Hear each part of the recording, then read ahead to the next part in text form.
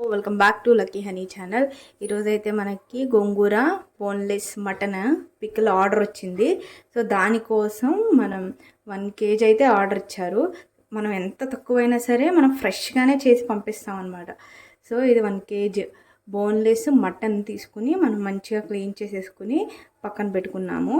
పక్కన పెట్టుకున్న తర్వాత దీనిలో కొంచెం సాల్ట్ అలాగే పసుపు మిక్స్ చేసి ఒక 1 hour అన్నా మ్యారినేట్ చేసుకోవాలి. నెక్స్ట్ మనం దీన్ని విజిల్ పెట్టాలి. 4 విజిల్స్ వరకు విజిల్ రావాలి. ఎలా అయినా సరే వాటర్ అనేది ఉంటుంది కాబట్టి వాటర్ మొత్తం పోయే వరకు ఇలా పీస్ అనేది డ్రై అయ్యే వరకు మనం కుక్ చేసుకోవాలి. ఇదిగోండి ఇలా డ్రై అయ్యే వరకు కుక్ చేసుకుని పక్కన పెట్టుకోవాలి. ఇప్పుడు ఈ మటన్ని ఫ్రై చేసుకోవడానికి ఆయిల్ పెట్టుకున్నాం. ఇది 750 grams ఆయిల్ మీడియంగా హీట్ అయ్యాక ఇదిగోండి అలా వస్తున్నాయి కదా బబుల్స్ లాగా. ఆ స్టేజ్లో మనం ఉడకపెట్టుకున్నవన్నీ కూడా పీసెస్ వేసేసుకుని లైట్గా ఫ్రై చేసుకుంటే చాలు. ఓవర్గా కుక్ అయితే సాఫ్ట్నెస్ అనేది పోతుంది కదా, సాఫ్ట్గా ఉండాలి కాబట్టి మనం కొంచెం ఫ్రై చేసుకుంటే సరిపోతుంది. అలా మిక్స్ చేసుకోవాలి.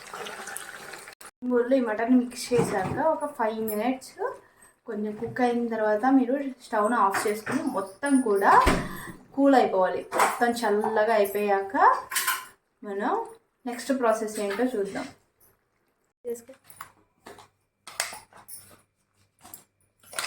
కలిపేదా టకటక అలా చేస్తాను.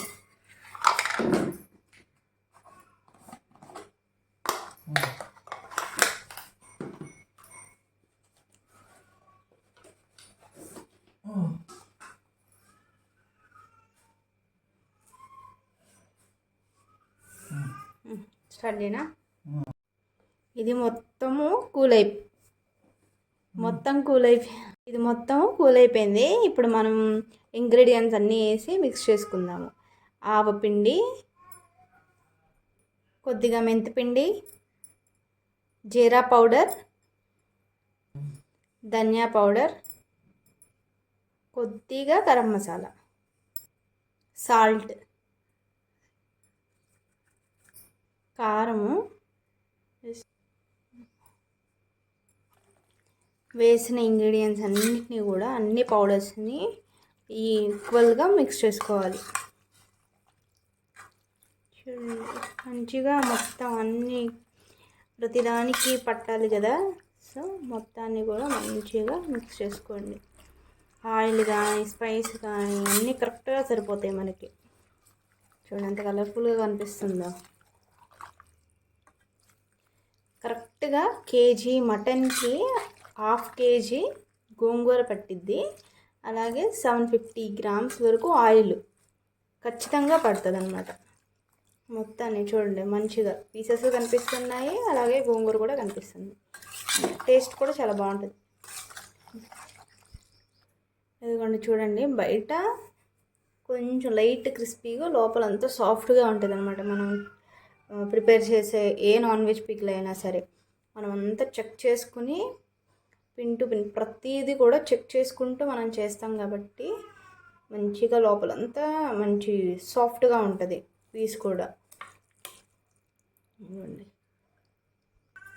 ఇలా మొత్తాన్ని ఈక్వల్గా పెట్టుకుంటే ఆయిల్ అనేది ఎంతవరకు సపరేట్ అవుతుంది, పైన లేయర్ ఫామ్ అవుతుంది అనేది తెలుస్తుంది. దాన్ని బట్టి మీకు ఆయిల్ సరిపోకపోతే ఆయిల్ని కొంచెం హీట్ చేసుకుని చల్లార్చుకుని అది యాడ్ చేసుకోవచ్చు.